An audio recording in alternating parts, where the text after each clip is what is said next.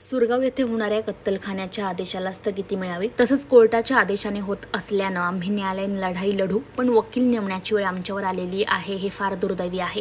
हा कत्तलखाना इकडे झाला तर सर्वात पहिला बळी माझा असेल, ओमदेव महाराज चौधरी यांनी असा इशारा दिलाय। येत्या 15 दिवसात सकारात्मक निर्णय न आल्यास विदर्भात तीव्र आंदोलनाचा इशारा वारकरी संप्रदायाकडून देण्यात आलाय। परिसरातच नाही तर संपूर्ण विदर्भात कुठेही कत्तलखाना होऊ नये अशी मागणी वारकरी संप्रदायाचे ओमदेव महाराज यांनी केली आहे। सुरगाव येथे जो कत्तलखाना चालू होणार आहे तो कत्तलखाना पूर्णतः त्या कत्तलखान्याला स्थगिती यावी ह्या निवेदनाकरता, ह्या विनंतीकरता आम्ही माननीय मुख्यमंत्री साहेबांकडे आलो आणि त्यांनी आम्हाला होकारसुद्धा दिला। पण आज आम्हाला वकील करण्याची त्या ठिकाणी वेळ येत आहे।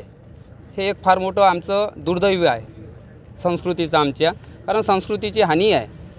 आता कोर्टाचा न्याय काय लागतो काय नाही हे आम्हाला माहीत नाही, पण हा कत्तलखाना होणार नाही आणि जर होत असेल तर सर्वात पहिली बळी ही माझी चढणार।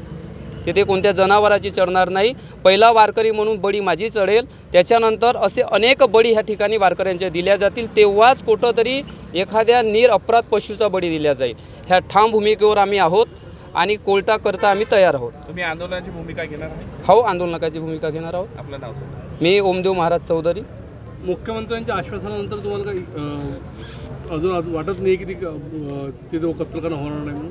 कत्तलखाना होणार नाही, कदाचित त्या भागातून तो दूर होईल सुरगावातून, परंतु हा कत्तलखाना आपल्या विभागात कुठंतरी होणार आणि हेच लोक त्यांना परवानगी देणार।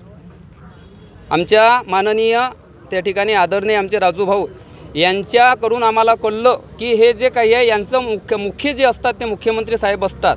आज आमचे शिंदे साहेब आहेत, कदाचित होऊ नये दुसरा मुख्यमंत्री आलं तर त्यांनी कदाचित दुसरी जागा निवडली।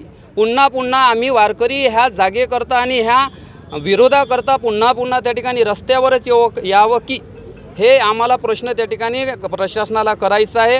हा पूर्णतः त्या ठिकाणी कत्तलखाना होणारच नाही आमच्या विदर्भामध्ये, याकरता आम्ही कठोर भूमिका घेणार आहोत आणि येत्या 15 दिवसात जर याचा निर्णय आमच्या हाती जर आला नाही तर पूर्ण विदर्भामध्ये क्रांती उठेल।